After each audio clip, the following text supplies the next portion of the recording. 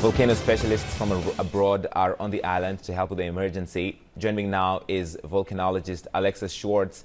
We spoke a few days ago, and I wanted to check back in with you, Alexis. Now that the volcano the lava has reached the sea, officials are saying this could lead to some toxic fumes in the air and some explosions. Are you seeing any of that yet? Yeah. Okay, well, as you mentioned, we talked before, and that was a concern at the time.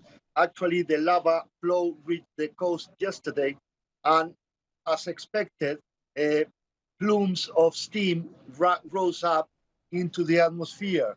Well, no major explosions took place at the time because they were expected, but nothing happened in that sense. But I have to say that although it is true that these plumes may contain magmatic gases, potentially corrosive, in high concentrations. At the moment, we see that these plumes are quite diffuse, and the good news is that the wind is blowing these clouds towards the sea, so it's not affecting populated areas. I have to point out that, in fact, a big risk took place yesterday because as the lava was flowing toward the sea, it was burning banana plantations covered with plastic. And this plastic was burning and emitting huge, very dense, toxic clouds. And these clouds were much more dangerous than the expected hazard posed by these steam plumes. Now, obviously, it's been good luck that the population were told to remain indoors because these very toxic plumes are a consequence of the burning of these plastic covers. Obviously, posed a big threat yesterday, especially that it was worsened by the atmospheric conditions. Now, today, the atmospheric conditions are much better. They are blowing all these gases towards the sea. So at present, we are in a very good situation compared to yesterday.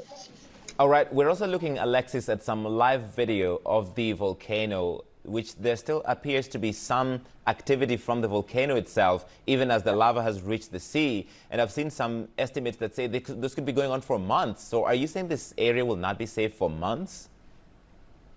Well, that is a difficult prediction to make. I mean, at present, as you say, the eruption is ongoing.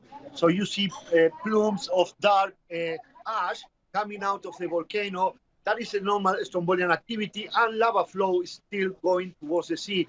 There is a new platform, basaltic platform being created, so the area of the island is actually increasing. And that is a good news because there is a channel of lava through which new lava flows will reach the sea without further destruction. A different matter would be that a new lava flow may circle that volcano that you see in the background. It was circled by the north side, but if the lava finds a new way towards the north, then more destruction may be expected.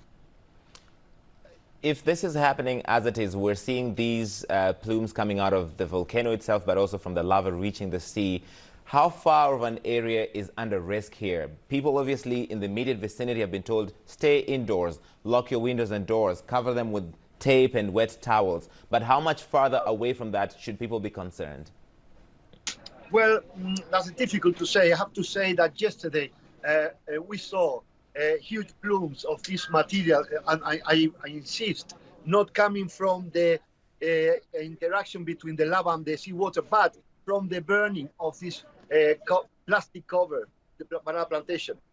And it's difficult to say how long the eruption is going to last, but if it continues and again the lava flows, finds a new way, the area surrounding the location where the lava is entering the sea nowadays is potentially going to be affected.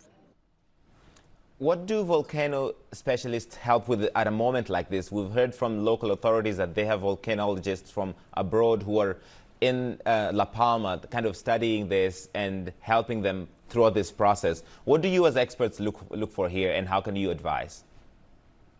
Well, obviously, experts have to inform authorities that usually don't know the phenomenon and tend to expect some catastrophic consequences. We have to say that this is an eruption, which behavior is quite predictable.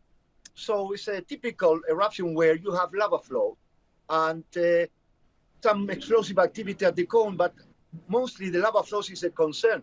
But the experts can inform the authorities, well, how fast these lava flows are moving and what areas may be affected due to the topography, so authorities can take some measures to avoid, especially human casualties. The destruction of properties is unavoidable, really.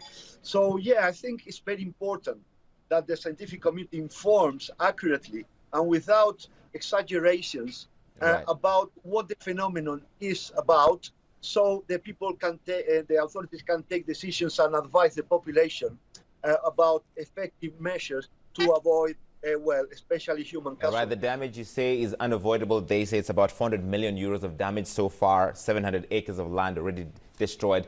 Alexis Schwartz, a volcanologist in La Palma, one more time, thank you for coming back to talk to us about this.